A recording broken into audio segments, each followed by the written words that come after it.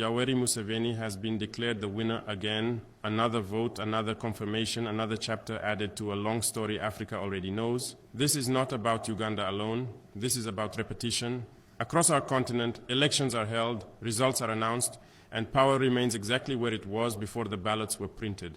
The process looks democratic, the outcome feels permanent, and the youth are told to wait again for the next cycle. When I look at Uganda's election, I do not see chaos, I see structure. I see a system that has learned how to survive pressure by absorbing it. Internet shutdowns, state machinery, familiar opposition struggles, familiar international silence. Many will ask, why speak now? Because patterns are dangerous when we stop naming them. In Burkina Faso, our path did not begin with approval. It began with refusal. Refusal to accept that time alone creates legitimacy. Refusal to believe that stability without sovereignty is progress. Uganda's election did not shock Africa. What should shock us is how normal this has become.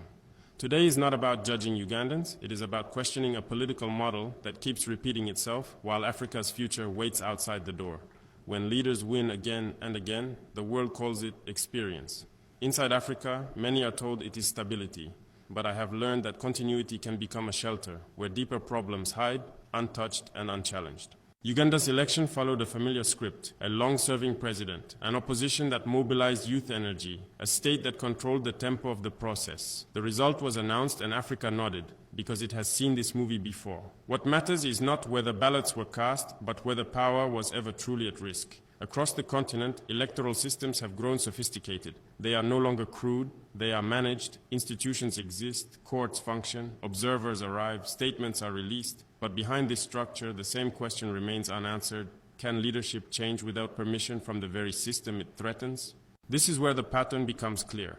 When a leader remains in power for decades, governance shifts from serving the people to maintaining balance between external partners, security forces, and political survival.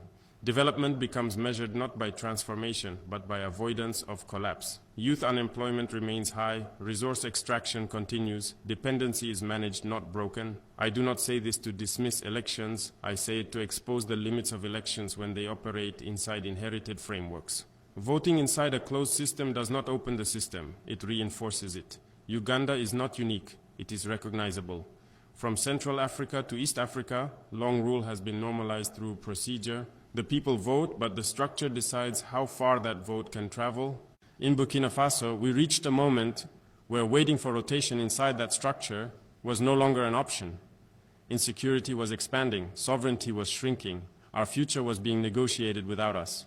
So when I look at Uganda today, I do not see failure. I see a warning, a reminder that continuity, when unexamined, slowly replaces accountability. And when accountability fades, legitimacy becomes a performance, not a relationship. This is the pattern I am reacting to. Not a man, not a country, a system that has learned how to repeat itself while calling it progress. Every election season across Africa carries the same image. Young people line the streets, phones raised, music loud, hope visible.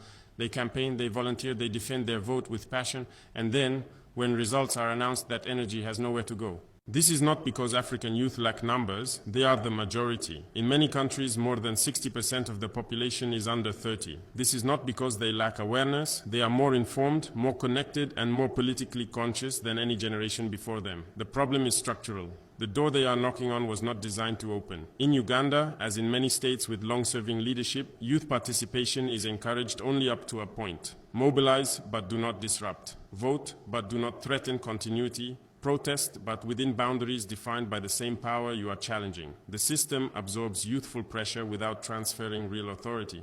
This creates a dangerous contradiction. Young people are asked to believe in democratic rituals while being excluded from democratic outcomes. Over time, this gap breeds frustration. First, it becomes apathy, then anger, then rupture. I have watched this pattern repeat across borders. Youth movements rise around charismatic opposition figures. Agakagwawo Ssaabatujju Kaguta Museveni etabani ye Tamiivu Ettemu baagala kuwambala obu waffe Joel Ssennyonyi SG waffe Ruhongoya ne Meeya bali mwezo babakkirizise nti akalulu kano tebabba kabbe bwe bamala okukkiriza information ezo bazisindike USA ne UK. Ssaabatujju Kaguta Museveni boy ogenda kuva mu buyinza mwewangamiza mwabawoza bagamba nze ebyobufuzi nze mpulira nga bintamye banange mpulira nga bintamye boyi we byakuta magende wammwe Rwanda ffe bannayuganda tulina okulemera kolaba Ssaabatujju Kaguta Museveni laba mutuusa kulinessa talina kaluke yali abbi Ntandika okuwamba abantu bamukirize nti akalulu yakabba. Boy kano kakutuddemu. Kano kakutuddemu Ssaabatugyeri Kaguta Museveni ogenda kuva mu buyinza. Ogenda kubuvaamu. Era ndi wano kutegeeza nti Kyagulanyi tugenda kumugoberera mpaka wali kujja mu buyinza boy. Tugenda kuyeekera Museveni paka wonoogenda. Paka bwonoogenda ojja kuvaamu. Ekisajja kino ekitemu. Mwawambye Muwanga Kivumbi. Mwamutaddeko gwa kutujju. Ssaabatugyeri Kaguta Museveni. Kiki naye? Ofaaki ne bannayuganda. Ofaaki n'abantu bannange. Banne musaasire abantu abaafa. Musaasire Idi Amini, musaasire Obote. Abantu abo baafa naye mujjukira Museveni yabawaayiriza naye nga tebasobola kuzza mayiti zaabwe nti beewolerezeeko. Ekisajja kino kyekisajja ekitemu okuva mu myaka emikadde mpaka kati. Temwewuunya nga mukedde ku makyanga Mavi ya Kuku avudde mu nsi. Temukeera ku makyanga Mavi ya Kuku bamujje mu bulamu bw'ensi. Waliwo olutalo wakati wa Mavi ya Kuku ne Nyande Yosoferi ne famire yaabwe. Jjukira omugenzi Idi Amin Dada Allah amuwummuze emirembe gyali e Saudi Arabia. Gavumenti bw'ekyuka nja kweyama okukola enteekateeka yonna ezza Amini yonna gyeyama. Kati Amini bwe yali ng'afuutula Magulu Meeru omuli abayindiyindi abaki bonna ssente zaabwe zibasasula n'ebintu byabwe ne bagenda nga basasuddwa. Nyandwe mu bubbi bwe Promax najja n'agamba eggwanga nti Amini yasasula abayindi nti era abayindi ebintu byabwe agenda bibaddiza era n'abibaddiza naye nga tabibaddizizza abayindi bonna bali mu Uganda bapangisa. Bonna bakimanyi nti Amini yabasasula kati okubazza yabazzanga bapangisa okuddamu okukola ki? Okuddamu okubeera mu bizimbe bitambuza bapangisa. Kati ku bintu emu ku baali mu gavumenti omwo ne faamu y'enjeru yali part of the government farm naye nga baali bagitutta abayindi nga bananyiniyo. Kati olwokuba nti ye Kayindo Tafiire yali mu gavumenti ng'amanyi nti njeru farm yali ya gavumenti nga abayindi baali bagiwa wakolizi ye kennyini neyeddiza faamu eyo. Yageddiza mu buyaaye naye nga yagezaako okuteekamu ku mateeka atya. Yanoonya Magulu Meeru abayindi abalina liizi eyo n'anoonya generation zaabwe zonna n'azifuna. Ne bamukolera endagaano nti bamuguzizza ye na processing ekyapa n'akifuna. Kati bamu processing ekyapa n'akifuna y'ensonga lwaki abadde abeera n'ettaka eryo ng'alikozesa.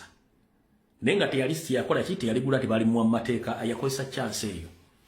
Kati Nyande Yosoferi olw'okuba nti Kayindo Tafiire abadde ng'avaayo ng'alumbalumba yabagandiza kino tekijja kukola nga omwebazanya emizanyo gyabwe nga tekinyiza Nyande. Kati Nyande faamu eyo agyagala. Kati olutalo luliwo nti Mavi ya Kuku Kayindo Tafiire bafuukidde ekizibu. Kati ate Museveni yagala mulaga nti yaani ye Kagujje. Kati bali mu lutalo era bagenze mu kooti omusango ne baga Kayindo Tafiire ettaka lina mu bukyamu.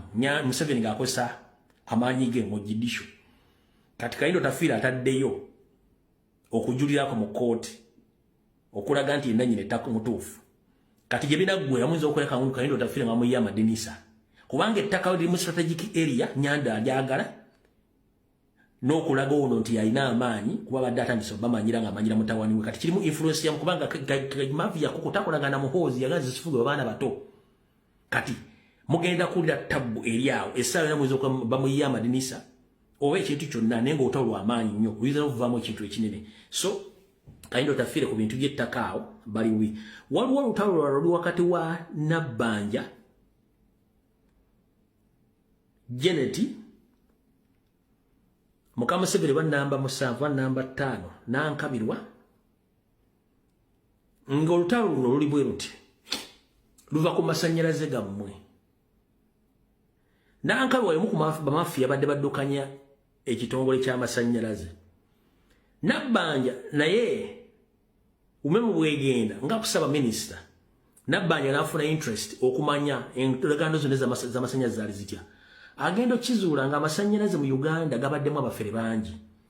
Mukazi wattu n'akola lipoota n'agiraga Nyandwe nti abafere abaagoba kampuni ya umeme ate bafere bamu baagala okufuna contract empya. N'atamanya nti abafere abo ate bali mwani ne Janet mwali kati Janet olwokuba nti ennaku zino Nyando ali mu campaign Janet bwe yakimanyako nti Nabbanja mazobalabisa Janet n'atuma muwala we atambula ne Museveni agambe kitaabwe nti tulina interest mu masanyalaze ago omwana ategeeza kitaawe kati kiragenda okwetegereza empapula nga muno bitakwatagala yesobola tebanafuna muntu mutuufu agenda tola masanyalaze ago ne kati Janet agudde olutalo ku Nabbanja saba minister okubalemesa okubba amasanyalaze nga ate eri abadde akulira amasanyalaze ago yabadde Mukamuseveni banamba musaba naba mukaaga oyo mukazi nankabirwa kubanga seriza ine zitokumukango bukolwa kati yabadde mu system z'amasanyalaze okubba n'okukyanga bana Uganda sente zona kati waliwo olutalo newe bibakayanira kubyana tekuli mu na Uganda bibakayana bonna tekuli mu na Uganda akayana Nabbanja mukazi mulungi history number 1 olundi nimbogamba jala nyi atambule ng'omunyo tayina Nabbanja namugamba ajja challenge atambule ng'omunyo kwato mutogwa Nabbanja kwatina ogwa Ssegono gigatto jafuna answer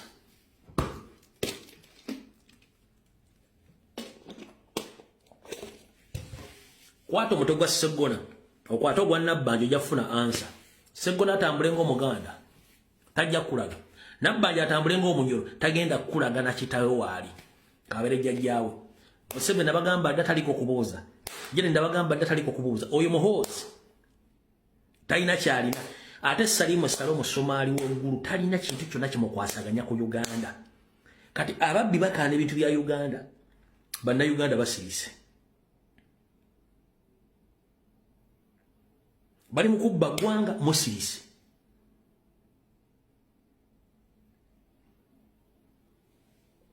mujja tegeera bwe nabagamba ekigambo baganda manya temwasooka kitegeera mwaka kitegere ate nze sibaniya sirwana nammwe nze nzija ne information negiteeka bwetuukirira nga muga sajja ono mulogo baayina essabo siri mulogo sirina ssabo nkujjukiza emmanda tezitemba buli muntu gw'osanze emmanda zibaako n'akatebe kaazo gwezisiimye okitegedde bulungi nnyo kati nabagamba baganda manya mujja bategeera banyiiganyiiga mangu tebategereka buvuna buddo babbi batemu tebazikiza mpaka nga bafuna ekibaagala kati mujja kitegeera mukitegedde bulungi nnyo emmali gibalwanira abannayuganda abagirwanira abagwira tekuli ayinako jjajje mu Uganda bonna tekuli ayinako jjajje mu Uganda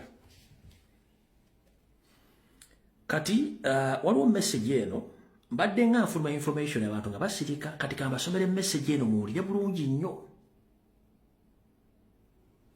ya mu luzungu ngenda baddira mu Luganda olutonotono. Good evening, Mr. Rombuye Fred Ekemeko Ali. I'm from communicating with my brother whom I told about that they are in Chankwanzi.